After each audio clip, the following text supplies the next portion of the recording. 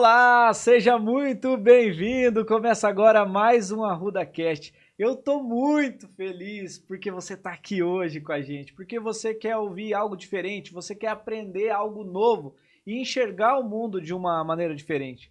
Seja bem-vindo você que veio aprender sobre inteligência emocional, sobre comunicação, sobre gestão, sobre desenvolvimento pessoal e desenvolvimento profissional. Sim, a gente vai falar de tudo isso com uma dupla, gente, que entende tudo sobre o universo do direito. Sim, eu estou recebendo meu amigo aqui, Rogério Augusto, ele que é advogado, e a Dani, eu tenho que ler o seu sobrenome, a Daniele Reisdorfer, é assim mesmo? Reisdorfer? Isso.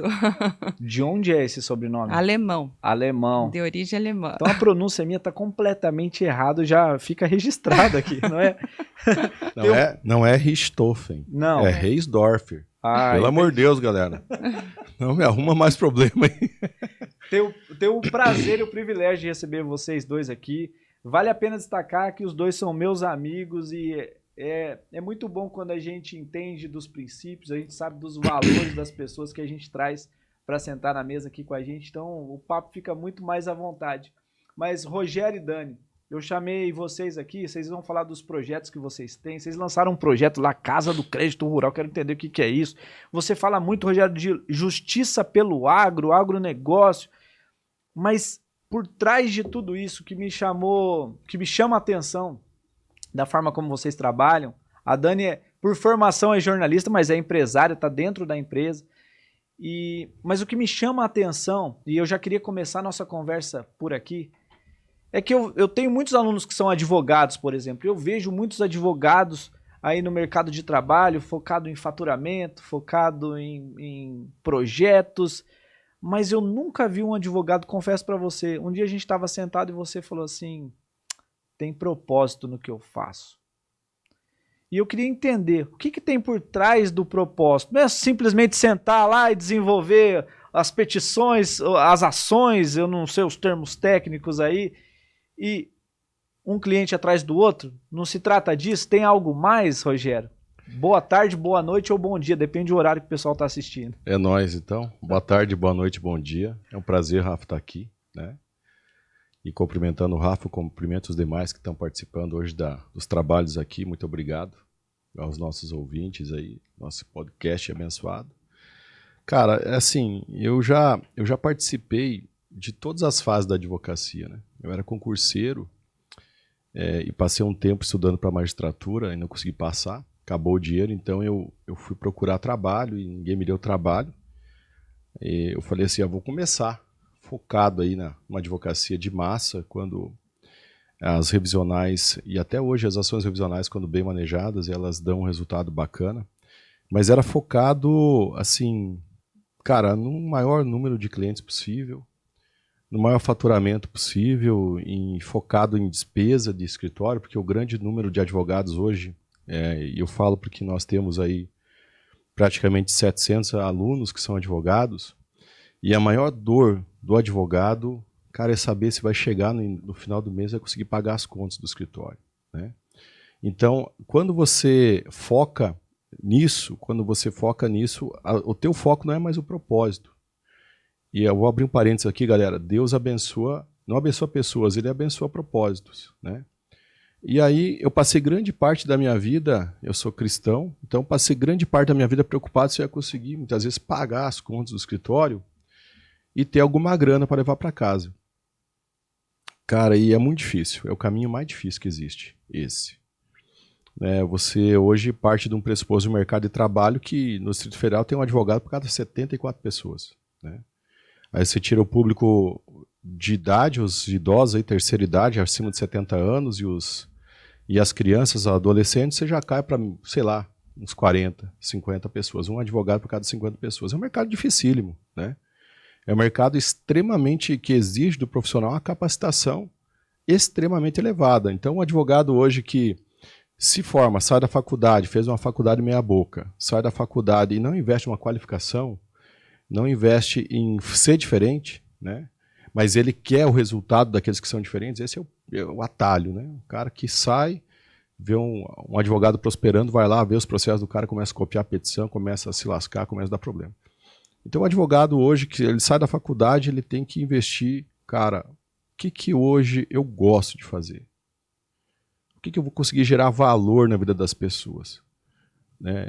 É isso. Cara, foca em prestar um bom trabalho. Né? Foi assim que eu me descobri.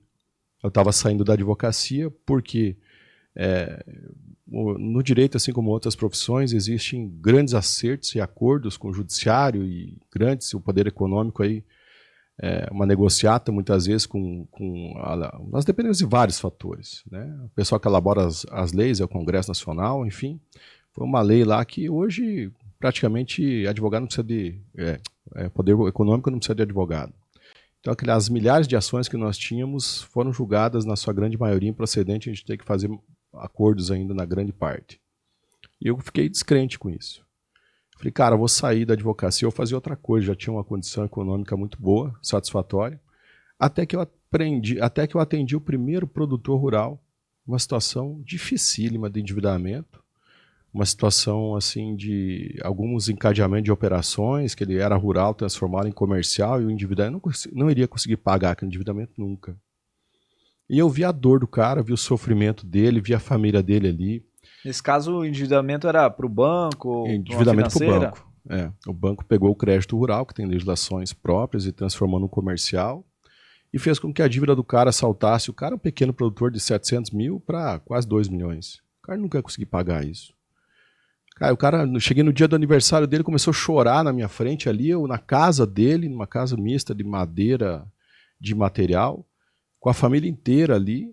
Eu me vi naquela situação, porque eu nunca fui colono, mas o meu pai veio da roça. E a nossa família sempre viveu um drama financeiro. Nós nunca tivemos uma condição boa financeira, sempre no limite. Ali, meu pai nunca deixava faltar nada, mas era no limite, era contadinho. E aquela família estava longe de estar no limite. Ela estava no limite de, sei lá, de cometer um suicídio, cara.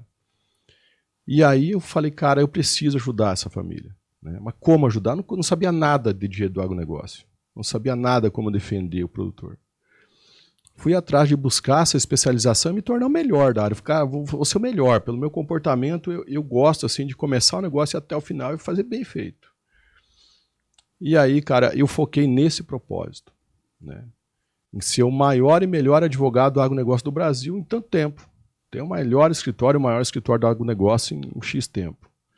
Dei um prazo para aquilo e comecei a fazer a minha parte. Especializar, andar com os melhores, dizer, cara, eu preciso aprender, eu preciso estar nesse negócio, porque eu preciso mudar a história dos produtores. Nota bem, o meu propósito era mudar a vida dos produtores. Uhum. Não o dinheiro que eu ia ganhar dos honorários. Você não estava focado em comissionamento? Cara, é um negócio... No direito você chama comissionamento também? Os honorários, isso mesmo. Os honorários é aquilo que o advogado tem que receber pelo trabalho que presta. Né? O advogado vive disso. Não vive de dar informação gratuita, nada disso. Ele vive de honorários. Então, assim, eu sabia que os processos do agronegócio, cara, são processos extremamente grandes, de grandes valores. Um pequeno produtor deve 500 mil, 200 mil. Você calcula aí a média de honorários de 20% a 30%, dependendo da negociação, você vai ver que os honorários chamam a atenção. Mas, assim, muitas pessoas começam errado e começam por aí. Cara, não é assim que você tem que começar. Você tem que começar preocupado em gerar esse valor, né? Em realmente transformar, pegar aquela família do produtor, cara, tirar do ponto B que eles estão lascados e trazer o ponto A que eles vão melhorar de vida. Né? Dar o prazo para o cara pagar, segurar o processo, evitar que ele perca o patrimônio. E existe tudo isso na preparação para você advogar, você vai conseguir fazer isso. Não é algo impossível, porque você não busca, você vai dizer para o cliente que é impossível. Não é impossível, é plenamente possível. E quando você busca isso antes de ver o lado financeiro, cara, isso é propósito. O que me satisfaz é receber honorários também, mas muito antes de receber honorário, é gerar esse valor para o produtor, para o cara que eu atendo. Isso me satisfaz muito mais do que receber honorário. Eu ver lá que o cara estava lascado com o nome no Serasa, perdendo o patrimônio, eu suspendi o leilão, limpei o nome, o cara tá bonito, tá sem pagar 1 ano e meio, porque estamos calculando o valor do endividamento dele via judicial, ele vai pagar sempre porque o produtor tem fazenda, tem propriedade, então ele não pode pegar a propriedade e colocar embaixo do colchão ou levar para outro lugar.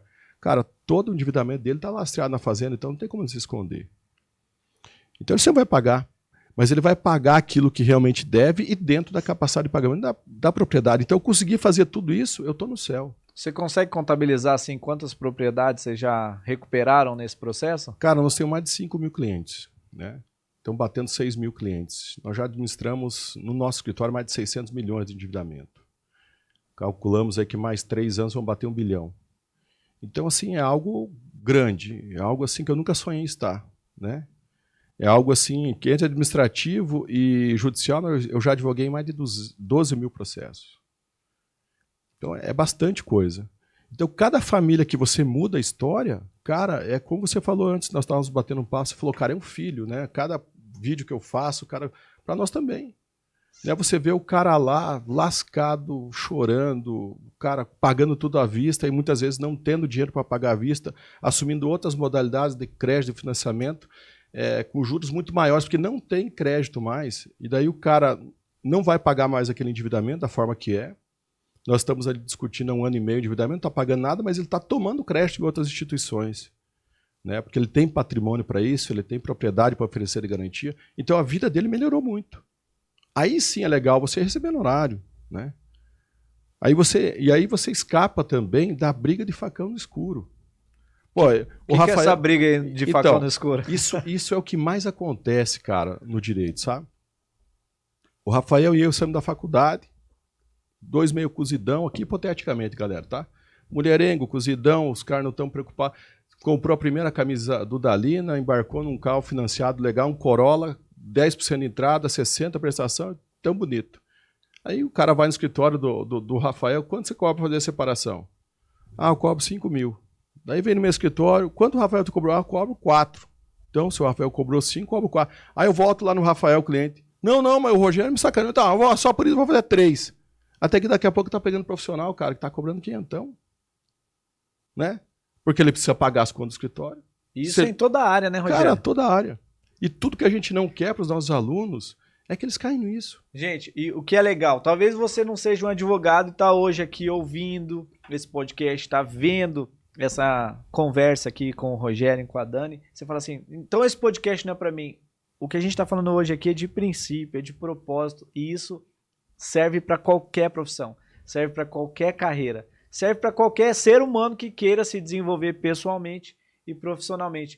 Agora, Dani, eu sei que você está nos bastidores ali, vocês ensinam o que vocês fazem para outros advogados. Nessa briga de facões que o Rogério falou, de onde vocês tiraram essa ideia? Não é perigoso vocês ensinarem, vocês entregarem tudo aquilo que vocês sabem, todo o conhecimento que vocês têm, que não é pouco, vocês passaram um tempo investindo nesse conhecimento específico nessa área do direito do agro.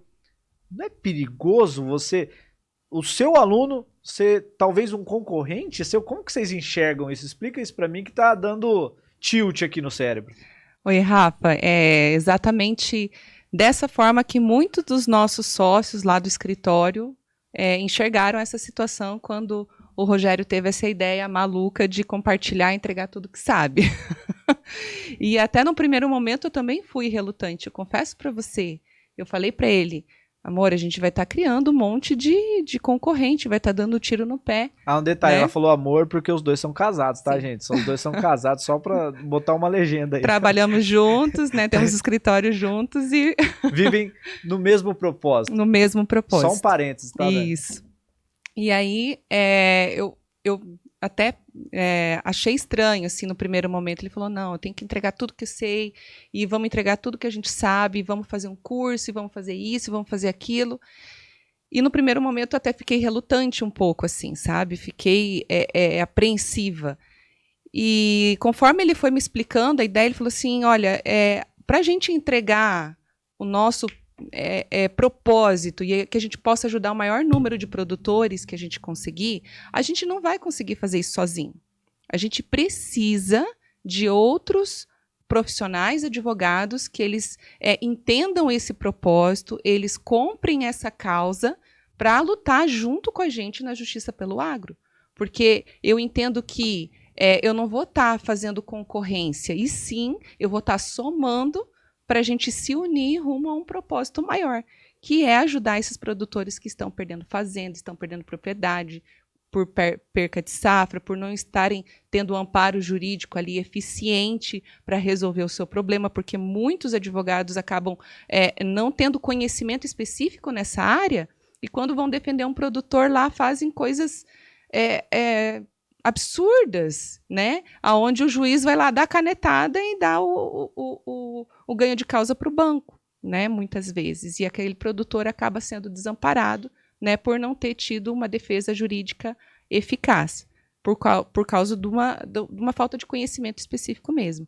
E como nós temos esse conhecimento, né, nós, eu digo ali o escritório, toda a equipe, né, que nós compomos, somos mais aí de 20 advogados no escritório, mais de 40 colaboradores que ficam ali envolvidos, né, nesse processo aí.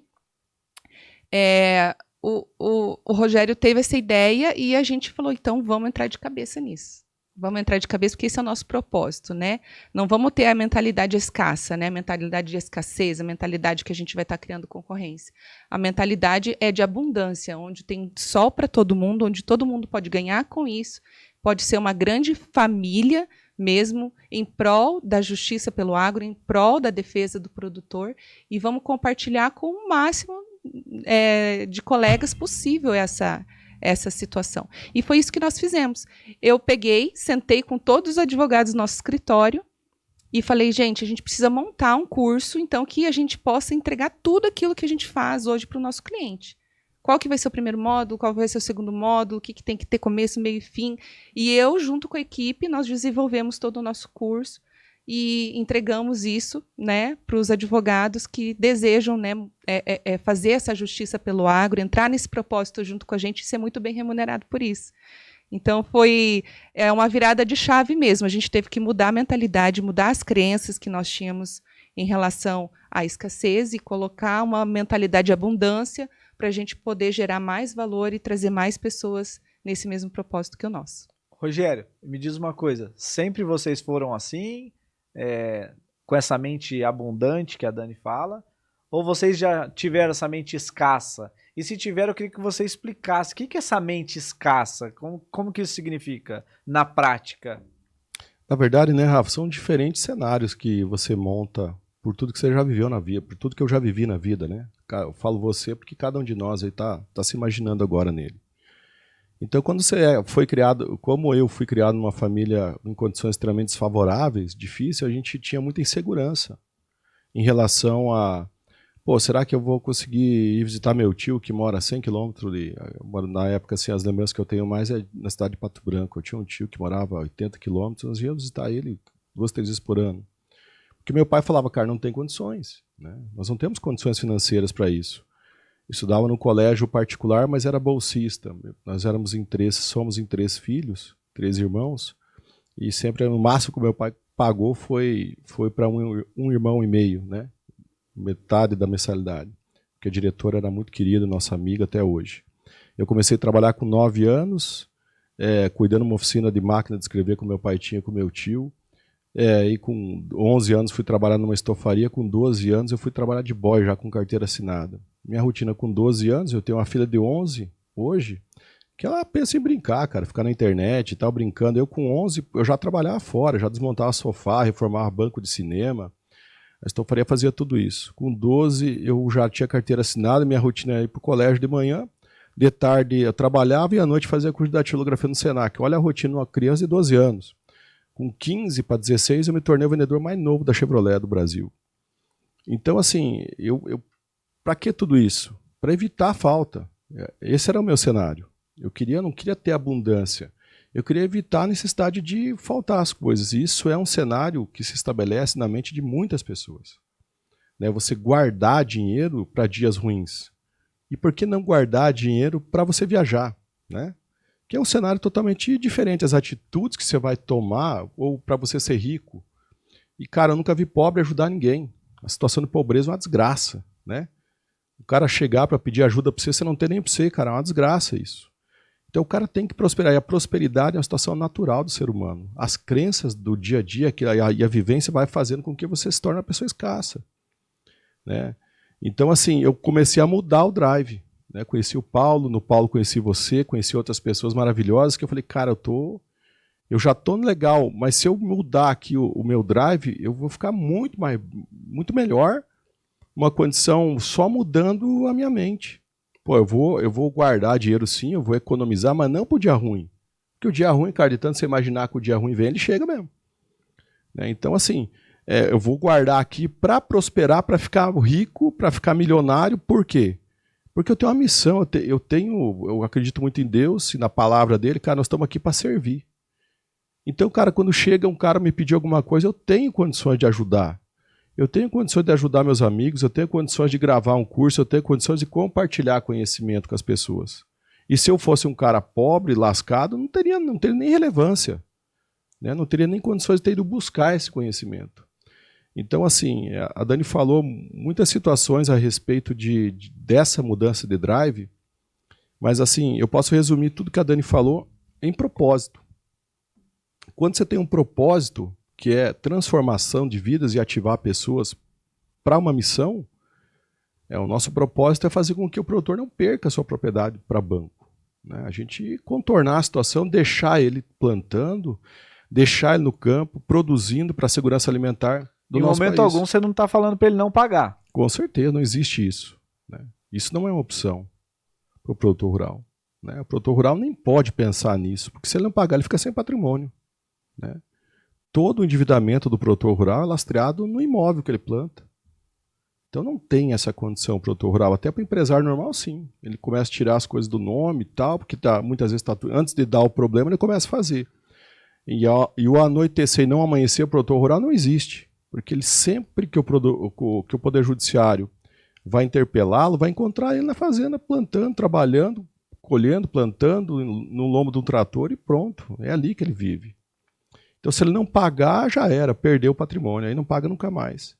E esse propósito de não fazer com que ele perca o patrimônio fez com que a gente disseminasse todas as informações que a gente sabe e que a gente tem através de um curso com valor irrisório, muito baixo pelo valor que ele tem. E aí, quando você está nessa mentalidade de abundância, você naturalmente adquire a autoridade. Você começa a ter admiração por atitudes nobres das pessoas que outrora podiam estar criticando, metendo pau em você.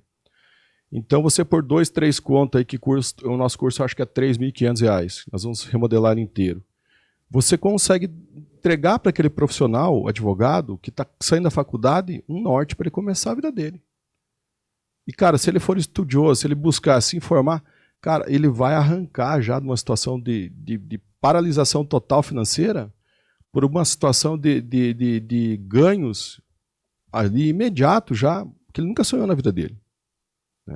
Ele vai produzir o valor, ele vai gerar esse valor, vai tirar o produtor de uma situação difícil e esse produtor já vai indicar ele para outras pessoas. E o nosso propósito vai estar se cumprindo, porque, cara, naturalmente, na Bahia, onde esse meu aluno, ele está estabelecido, cara, eu não teria clientes. É muito difícil você sair, a internet é legal e tal, mas ele que tem a confiança, muitas vezes, daquela família. E se ele não conseguir ajudar plenamente esse produtor, só no meu curso, ele tem a possibilidade de me chamar para parceria, tem a possibilidade de chamar para entrada na casa do crédito rural, se ele for uma pessoa séria, de propósito virar meu sócio. Então a gente assim multiplica dividindo. A gente pega algo assim, ele fica com uma parte, a gente com outra, mas isso tudo é uma multiplicação de esforços que todos ganham e tem que ganhar primeiro a pessoa que a gente está prestando o serviço, que é o produtor. Ele tem que entender que ele está numa situação extremamente difícil, complicada, e nós temos que entender que temos que dar um resultado para ele. Para o pessoal entender, ele paga a dívida dele, porém vocês entram com uma renegociação, como que seria isso na prática? Qual que é o nosso serviço? Existem assessorias hoje, defender produtor rural é difícil, não é fácil não. São matérias que você nunca vê na faculdade, é uma coisa que você tem que o diálogo das fontes, aí, adaptando muitas situações à realidade do produtor. E a legislação é formada por pessoas, na grande maioria, que nunca entraram numa fazenda, não sabem a dor do produtor. Então é algo extremamente difícil. Por isso nós lançamos o curso. O curso ele ensina todo o processo administrativo, que no processo administrativo, muitas vezes, quando bem feito, você nem precisa entrar com ação e nem precisa ser advogado para fazer. Não deu resultado o procedimento administrativo, aí você vai para o judicial. No judicial existe uma modalidade de defesa que você entra com a ação, você garante para o produtor prazo para ele pagar, né? Prazo para ele pagar, além do prazo de tramitação do processo. Lá na frente você vai ter uma sentença dando 1 ano, 2 de carência, 5, 10, 12, 15 anos para ele pagar esse endividamento que ele assumiu de uma maneira totalmente discrepante, diferente da capacidade de pagamento da fazenda dele, do sítio dele. Então é algo que garante que ele não fica o nome do Serasa, garante que ele não entre em lista negra, garante que durante a tramitação desse processo ele ainda continue tomando crédito em outras instituições financeiras. Então é um cenário que você gera um valor enorme, né? Enorme, grande demais. Então você sai daquela briga de facão no escuro. Você acaba sendo inimigo dos bancos, Rogério? Cara, eu não me considero inimigo dos bancos, embora o pensamento deles seja totalmente contrário, né? A gente está aqui para fazer com que o produtor pague o seu endividamento, e sempre ele vai pagar, né? Mas dentro da capacidade produtiva que ele tem. Existe produtor sacana, Jaguara existe também, como em qualquer local. Mas são muito poucos. O que o produtor quer é pagar a sua dívida. Ninguém vive bem endividado. E continuar plantando. E continuar produzindo. E se nós estamos, Rafa, assim, hoje tá lá no hotel, cara, todo café da manhã que você toma é agro. Cara, qual que é a diferença de ser produzido na nação que você está e ser produzido fora? O preço que você vai pagar, né? A condição que aquilo vai chegar na tua mesa. Cara, eu sou um eterno defensor do agro e falo assim, imagina o Brasil sem agro passando pela pandemia. Como é que ia ficar a nossa balança comercial? A nossa balança comercial se manteve praticamente equilibrada por quê? Pelo agro. E são muitas vezes os mais massacrados que existem. Porque todo mundo pensa, Rafa, que o produtor vê o saco de soja R$190. Pô, os caras tão bem. Vê a saca do milho, R$95 a saca do milho. É 48, cara.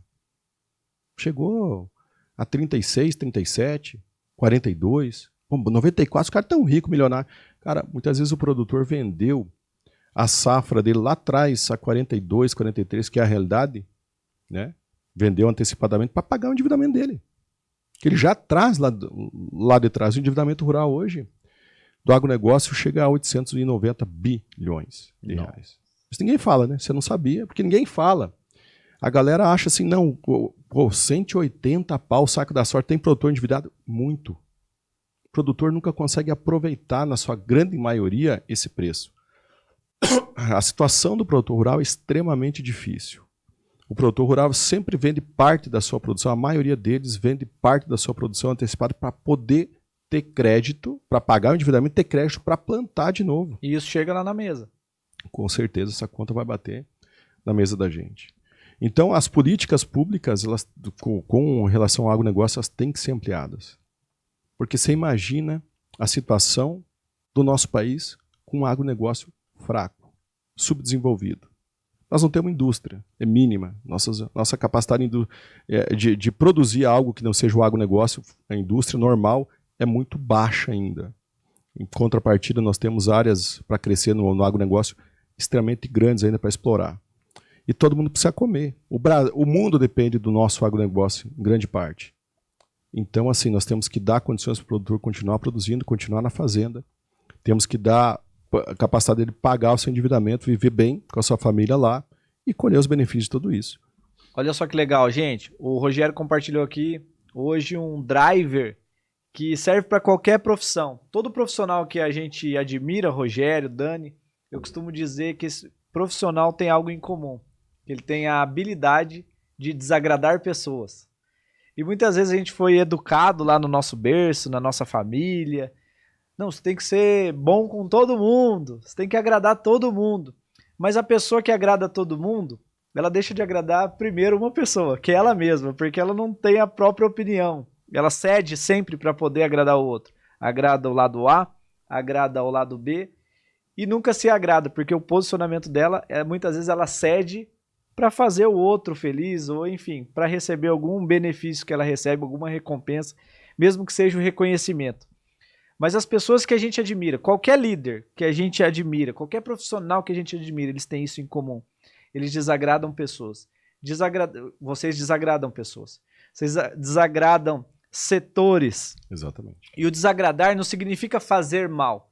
Desagradar significa tomar posição. Então você tomou posição, vocês tomam posição em defesa do agro, vai ter um lado que não vai ficar feliz com isso. Um lado que tinha vantagem ou vantagens maiores, esse lado não vai ficar tão feliz assim. Vocês não estão... Pelo contrário, a gente está falando de justiça aqui. Com certeza. Mas um lado... Até Jesus Cristo não agradou todo mundo. Porque se os caras chegassem para ele e falassem assim, vocês, cara mesmo... Não, veja bem, gente, vamos negociar aqui, esse negócio de crucificação tá pesado, o clima tá pesado. Ele só foi crucificado porque ele desagradou uma parcela ali dos líderes daquela época. E muitas vezes a gente quer agradar todo mundo. E sabe o que a gente se torna? Um profissional aguado, um profissional morno. Sem sal. E eu queria... A pergunta que eu quero te fazer tanto pro Rogério quanto pra Dani. Agora, no lado pessoal da carreira de cada um. Carreira é profissional, mas é pessoal. Sim, é pessoal porque cada um escolheu a sua carreira, cada um escolheu o seu caminho. Vocês já se viram em situações... Quero começar pela Dani, tá, Rogério? Onde vocês cediam a opinião de vocês para agradar pessoas e vocês percebiam que a força profissional de vocês, ela se perdia por isso? Ah, com certeza. Agora pegou, né, amor? Não, mas é muito sério isso que você está falando, Rafa, e é muito importante também. E é muito de Deus também, nesse momento. A gente saber se posicionar, né? Até porque quando eu falava, muitas vezes, por exemplo, para o Rogério, vamos fazer isso, vamos fazer aquilo, ele também travava muitas vezes com medo daquilo que os outros iam achar, daquilo que os outros iam pensar. Principalmente por ele ser advogado e ter um monte de restrições à OAB. Não pode fazer isso, não pode fazer aquilo, não pode fazer aquele outro. Então, assim, a gente vai fazer o quê? Vai ensinar outras pessoas, isso não tem problema. Uhum. Só que muitas coisas ele acabava ficando assim, não, isso eu não posso, isso eu não sei, sabe? Eu também muitas vezes me via não fazendo as coisas para poder agradar as pessoas. Sabe? E eu acabava sendo prejudicada por isso. E às vezes são pessoas próximas, né? Não quero colocar você em saia justa, mas às vezes são pessoas da família, né? Quem está mais perto da gente. Exatamente. Tem situações assim, como você fala muito, né, Rafa, de inteligência emocional, desenvolvimento. A nossa vida mesmo mudou profissional depois que a gente começou a investir em inteligência emocional. Depois que a gente começou a investir em cursos, em se desenvolver, em buscar esse desenvolvimento pessoal, porque o nosso desenvolvimento pessoal vai afetar diretamente na nossa carreira profissional. Não tem como ser diferente. Porque a nossa vida pessoal cresce, o nosso profissional também vai crescer, o nosso desenvolvimento, a nossa habilidade também vai crescer. E se a gente não conhecer as nossas limitações, as nossas crenças, aquilo que nos impede de evoluir como pessoa, como profissional, como que a gente vai crescer profissionalmente e pessoalmente?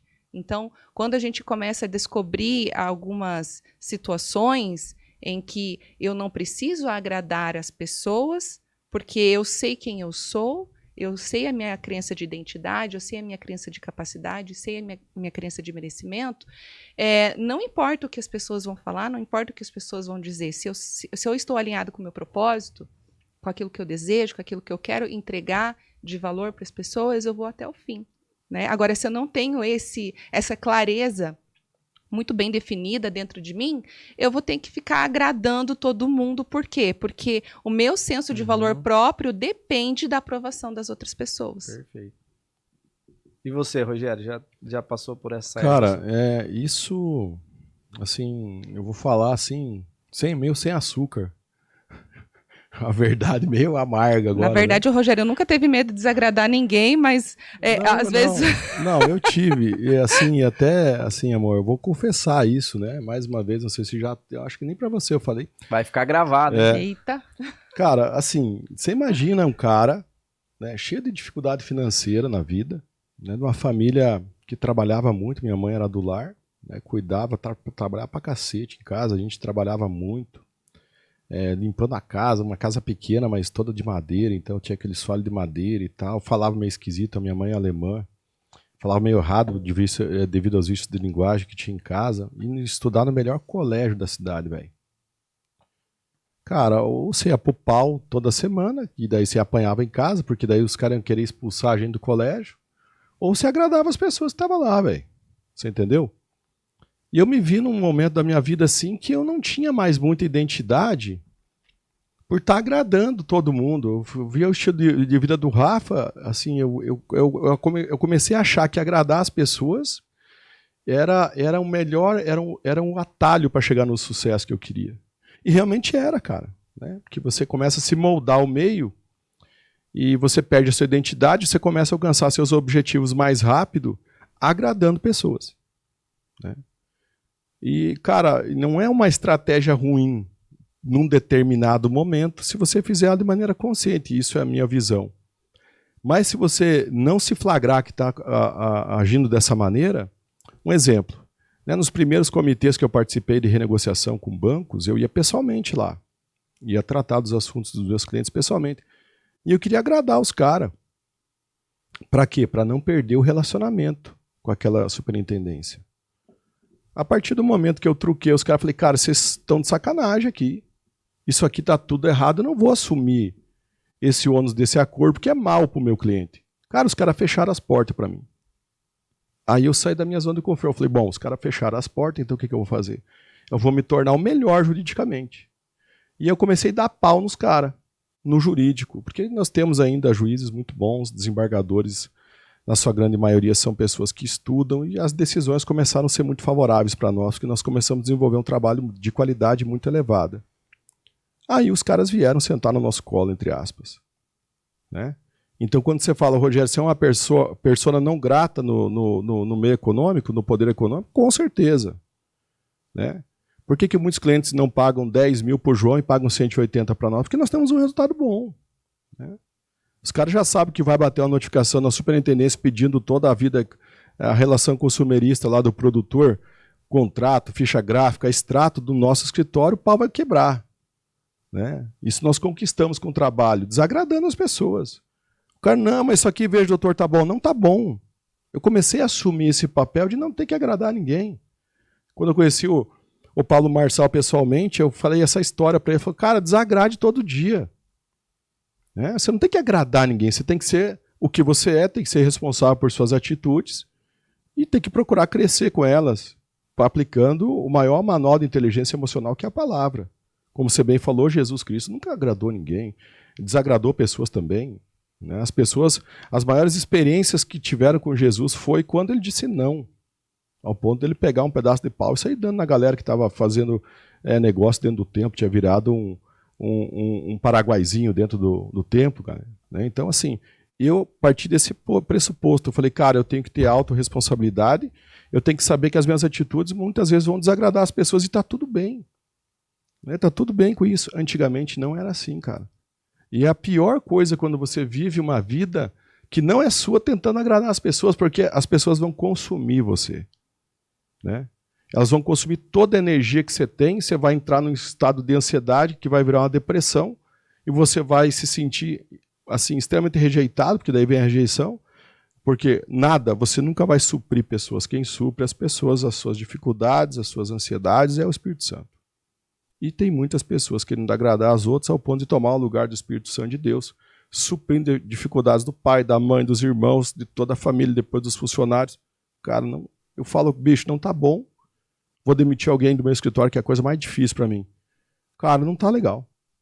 Vamos ser amigo aqui, tá tranquilo, e eu vou encerrar nosso contrato aqui e tal, por causa disso, e, cara, se o cara sair falando mal de mim, tá tudo certo. Eu não ligo mais para isso. Mas antigamente, cara, era muito, muito, muito difícil.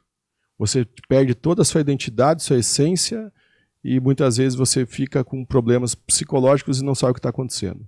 Então, o meu conselho, se fosse bom, não se dá, se vendia, mas desagrade, cara. Você não precisa agradar ninguém, se prepare, tenha um propósito, mas não ligue se as pessoas você vai agradar ou desagradar pessoas. É isso aí, é isso aí. E tem gente que, olha só, vale a pena destacar. Ah, entendi. Então eu tenho que ser mal educado com todo mundo, ser o chato do time. Não, não é nada disso. Desagradar pessoas significa que você vai se posicionar naquilo que você acredita.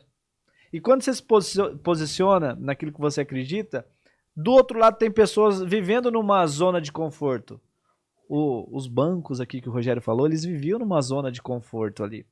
E essas pessoas são desagradadas. Isso que é desagradar pessoas, não é você ser mal educado, atravessar a sua comunicação. Pelo contrário, é você alinhar a sua comunicação. E aí que Exato. você busca uma palavra que vale para todas as áreas, que é a assertividade. Muita gente acredita que a assertividade é você falar certo. Não, comunicação certeira não é uma comunicação assertiva. O que é comunicação assertiva que todos nós precisamos para vender, para atender um cliente, para defender um posicionamento nosso? É a gente acreditar, a gente ter convicção naquilo que a gente está defendendo, naquilo que a gente desenvolve diariamente. E onde a gente vai buscar isso? Onde a Dani falou. Na identidade, o Rogério também falou, na nossa identidade, nos nossos princípios, nos nossos valores. Quando a gente não tem claro quais são os nossos princípios, nossos valores, a gente deixa de ser assertivo, a gente deixa de ser convicto. E quando a gente não é assertivo, ninguém vai confiar na gente. Para a gente vender um produto ou serviço, o que a gente precisa? De convicção. A gente precisa de assertividade. E Rogério, quero fazer uma pergunta para você. Você falou, no começo do nosso papo, você falou sobre vários advogados, talvez milhares de advogados hoje no Brasil que saem da faculdade e passam necessidade financeira, por exemplo. Mas, poxa vida, escolhi uma profissão de doutor. Antigamente, né, você escolhia ou engenheiro, ou advogado, ou médico, né, e você estava com a vida ganha. E como assim profissionais dessa área passam dificuldade hoje? O problema é o direito? O problema é a saturação aí? Ou tem a ver alguma coisa com inteligência emocional, com esse autoconhecimento? Tá interligado? Ou tá faltando o cara só debruçar no Vademecum? Também. Rafa, é uma baita de uma pergunta, né? As pessoas hoje, sem inteligência emocional, e só complementando aquilo que você falou, cara, fuja daquelas pessoas que falam assim, eu sou verdadeiro, eu falo tudo na cara, eu não sei o que lá. Cara, essas pessoas são desequilibradas. Eu já fui assim e era um cara extremamente desequilibrado. A verdade, para as pessoas, a gente tem que ser falada com amor, senão não fale nada. Beleza? Você só vai piorar a situação da pessoa, vai perder um amigo e vai ficar mal falado. Então fuja de gente desequilibrada. Você pode até falar uma verdadezinha sem açúcar, mas com respeito para as pessoas. E as pessoas, você não sabe o jeito que ela foi criada, a formação dela, o que ela passou na infância. E isso é algo extremamente sensível. Tá? Você fala sempre com amor, com respeito com as pessoas, que a palavra nunca volta vazia. Respondendo isso aí, Rafa, as pessoas têm que criar realidades para não sair do espaço que elas têm. As historinhas, né? Não, eu tô aqui lascado, não consigo pagar o aluguel do meu escritório porque o fulano me paga, porque o Beltrano não te paga. Cara, você é responsável até pelos clientes que você atrai. Entendeu? Então, assim, o mercado mudou muito. Eu venho de uma leva de advogados que só tinha direito de Curitiba, particular, que eu não ia conseguir estudar, a PUC muito menos. Tinha a Federal, a Maringá, a Estadual de Maringá, a Estadual de Ponta Grossa e a Estadual de Londrina que tinham direito. Então, todo o Paraná ia estudar nessas faculdades aqui, nessas universidades. Eu fui estudar, passei na Unicinos em São Leopoldo, e aí transferi para Umuarama, que se tornou uma referência em estudo do direito. É um pouco mais barata, então eu conseguia estudar lá. Cara, e a gente tinha uma maneira de estudar extremamente difícil. Eram provas, uma preparação assim, extremamente complicada, né? E aí, assim, era meio que obrigado a fazer uma formação de estudo, uma formação legal. Depois, o curso de Direito se tornou um negócio, né? Hoje tem faculdades que tem, para você entrar no curso de Direito, você perde o RG lá dentro, o cara manda a ficha de matrícula para você pagar o primeiro boleto, nem vestibular tem. Então, cabe ao profissional, primeiro, fazer uma formação muito boa, investir nisso, né? Segundo lugar, passar na OAB é um exame extremamente complicado. Mas, cara, o cara que passar numa prova da OAB, ele já tem uma base para começar a sua advocacia. Mas tem pessoas que passam no exame da OAB, é muito traumático, é extremamente difícil. Bom, agora sou advogado. Pô, compra a camisa do Dalina, a primeira, parceladota, a camisa de 400 pau, muito boa. Compra lá o Corolla, dá 10% de entrada, 3, 4 mil de entrada e parcela os 30 em 50 vezes. Uma mesinha, uma cadeira, uma linha telefônica, mas esquece que as contas, agora o que ele tem de fixo? Conta. Agora o advogado que abriu o escritório, ele tem de fixo, não é mais o salário que ele ganhava lá na Copavel, não é mais o salário que ele ganhava no banco, às vezes um ex-bancário seu do banco. Ele não tem mais salário, ele tem de fixo conta. Isso exige uma mudança de drive do profissional. Aquilo que nós falávamos. O cara que é empreendedor não pode ter mentalidade de seletista, de empregado. isso gera algumas mudanças no comportamento dele. Primeiro, preparação. Tem que saber que o mercado lá fora é cruel, ele vai querer arrancar o pescoço do cara, pisar em você e tá tudo bem, cara. Tá tudo certo, cada um tem a vida que merece. Então, você começa escolhendo o propósito. Qual que é o seu propósito? Bom, meu propósito é ajudar pessoas que devem para banco. Então, primeiro, isso vai gerar uma atitude. Primeiro, você tem que gerar valor nisso. Como fazer isso? Não, eu vou fazer isso, vou entrar com a ação assim, vou notificar, vou conhecer alguém, vou me especializar nisso. Você já vai ser diferente da grande maioria que só querem catar processo, atalho, copiar petição e Esses são os caras que vão sair do mercado, nem vão ingressar no mercado, vão sair do mercado com 2, 3 anos, vão voltar para a vida que tinham. Agora você já começa a plantar, bom, eu quero isso e quero ganhar dinheiro. Então, isso é muito importante. Eu quero ganhar dinheiro e quero isso, já muda completamente. O cara que está atrás do dinheiro já negocia a princípio. Você entende isso, Rafa? Uhum. O cara que está atrás da grana, ele já negocia a princípio. Então já vai fazer um acerto com o delegado, o criminalista, ele já vai querer os atalhos. Eu vou lá porque eu conheço o delegado, vai me deixar não sei o que lá, eu vou não sei o que. Cara, isso é bobagem. Então ele já vai se especializar para quê? Para tirar o cliente dele, entendendo aquilo, da cadeia por mérito. Por uma nulidade no flagrante, por algo assim. Ele já vai se especializar, já vai se tornar diferente.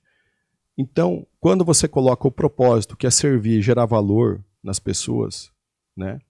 Em primeiro lugar, o cara não vai mais ter problema financeiro. Pra você ter uma ideia, nós temos 700 e tantos alunos. Bem menos da metade concluíram 40% do curso que compraram. E alguns que reclamaram, poucos, nós temos um feedback de 93% positivo. Mas nós vamos atrás dos 7%. Queria saber se tem fundamento. Desses 7%, fez 50% do curso. Principal reclamação, cadê os modelos, doutor?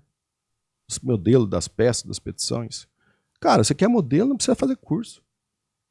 Você vai lá, copia meu OAB, um dos estados da federação, copia meus processos e vai viver de modelo. Você vai ter uma vida de 6 meses a 1 ano, até ser, às vezes, processado, entrar com uma representação na OAB contra você, acionado para indenizar o teu cliente. Porque o modelo nunca é modelo para uma situação, é modelo para aquela situação. Para outra situação, você já tem que pôr outras coisas na petição. Então, nós ensinamos o aluno a pensar e fazer, desenvolver o seu próprio trabalho. Então, o conselho que eu dou hoje são milhões de advogados, Rafa. Milhões. Nós vamos chegar daqui a 1 ano a 2 milhões de advogados no mercado. É uma profissão extremamente hoje comprometida pelo caráter dos seus integrantes. Nós temos, assim, referências de advocacia muito boas, mas temos, assim, não estou dizendo que seja a maioria, mas estamos próximo da maioria, que é 50 mais 1, de profissionais que fazem advocacia, mas também fazem outras coisas e quando se mete na advocacia deturpa a nossa imagem. Então é algo que precisa ser pensado e é algo que nós podemos levar de uma situação difícil a uma oportunidade de você se especializar, mesmo que minimamente você já vai começar a dar um resultado e ter um resultado completamente diferente daquelas pessoas que não buscam especialização nenhuma. Entendeu? Então é autorresponsabilidade. Maravilha. É. Rogerião, a gente está chegando no fim aqui, mas antes de encerrar, eu tenho um joguinho que eu faço aqui no Arruda. Tenho que fazer vou fazer com o Rogério, tá, Dani? É um joguinho, é um desafio. Vamos ver se você tá com a mente boa ainda. Ixi. Porque eu te faço uma pergunta, é o jogo dos 7 porquês. Eu quero descobrir o real motivo dessa pergunta que eu vou fazer pra você, tá? Mas você tem que responder de bate pronto, assim, tá bom? Tá preparado ou não? Vamos lá. Isso não tava no script, né, rapaz? Não, então tá bom. No meu tava. Já que a gente fala de propósito, mas é que eu gosto de pegar de surpresa, assim, pra você não pensar antes, tá? Vamos lá. Resposta rápida, tá, Rogerião? Tá. Vou fazer 7 perguntas. Por que você faz o que você faz? Cara, pra ajudar as pessoas. Por que você quer ajudar as pessoas? Porque eu já tive dificuldades como elas. E por que você teve dificuldade? Cara, eu tive dificuldade por falta de conhecimento, por crenças, né? Por coisas que eu não lutei para ter, não fui atrás, não sabia se era possível. E por que você não sabia se era possível? Pela inércia, muitas vezes, não, muito mais do que isso, pela vergonha, muitas vezes, de estar no meio daquelas pessoas que saberiam, de perguntar para elas. E por que você tinha vergonha?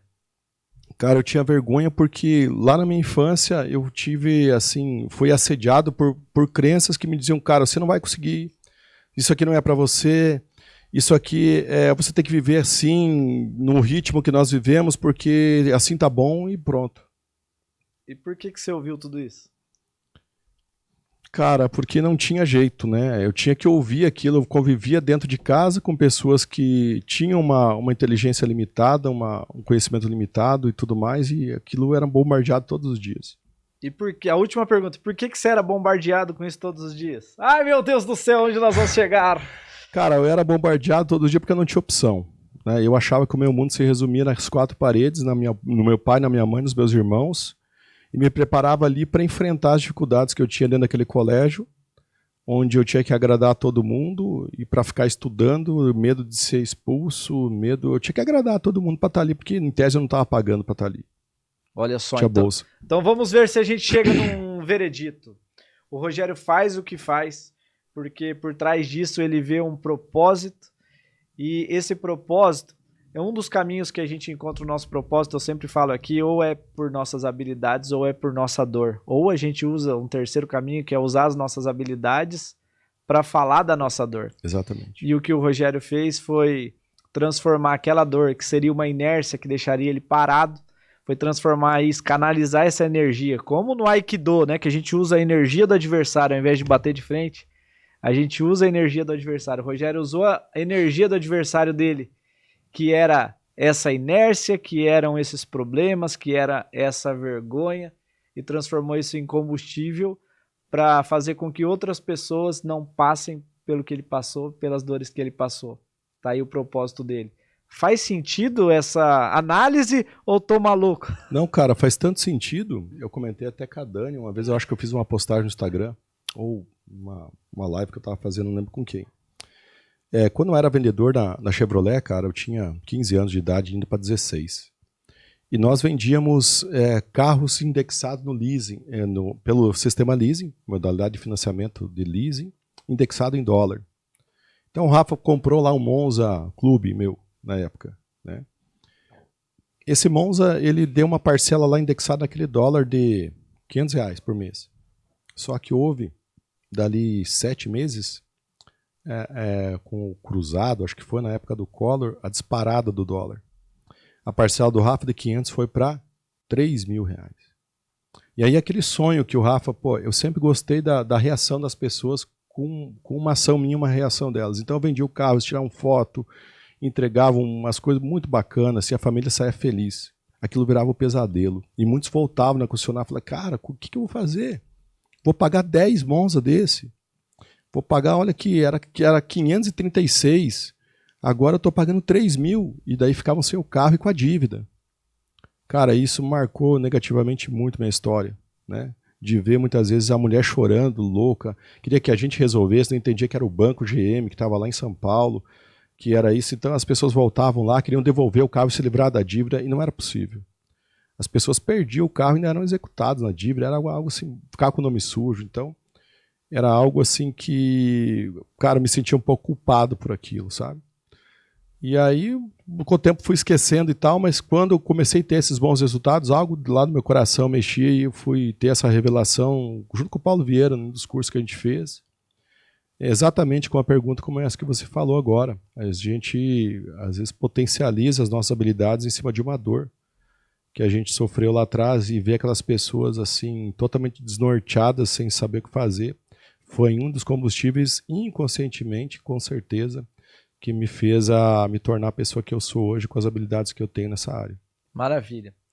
Rogério, quero te agradecer. Dani, quero te agradecer e dizer uma coisa para vocês. Não parem, porque o Brasil precisa de profissionais como vocês. Nós, como consumidores finais que compramos os produtos para o café da manhã, precisamos de vocês. Com certeza. Eu costumo dizer que a gente é mal acostumado. Tive o privilégio de viajar para alguns países da Europa, América do Norte, mas mais na Europa. Existem países lá que não passam perto do que a gente tem aqui no Brasil, né? Então a gente acaba sendo mal acostumado com tudo que a gente tem, e a gente só vai dar valor se um dia a gente perder tudo isso. Quero agradecer vocês. Quero dizer para você que, se você quiser saber um pouquinho mais da história do Rogério, da Dani, que você siga os dois aí nas redes sociais. E quando eles tiverem informações novas, a gente vai compartilhar aqui com vocês também. Vou ficando por aqui, deixa o seu comentário, like, para que o YouTube entenda que esse assunto é relevante. E a gente se vê na semana que vem. Obrigado, meus amigos. É nóis, tamo junto. Obrigada, Até Rafa. depois do fim, que nem fala o Pablito. Até depois do fim. Eu que agradeço, o Rafa tá aqui. Agradeço você, meu amorzinho abençoado. Sempre tá me apoiando. Cara, esse tipo de oportunidade é ímpar pra gente, a gente prioriza. Toda vez que você quiser, tamo junto. Só marcar. Mais uma dupla que aceitou de bate pronto. A gente fica por aqui. nóis. Até semana que vem. Tchau. Valeu, gente. Tchau, Um tchau. abraço. Até.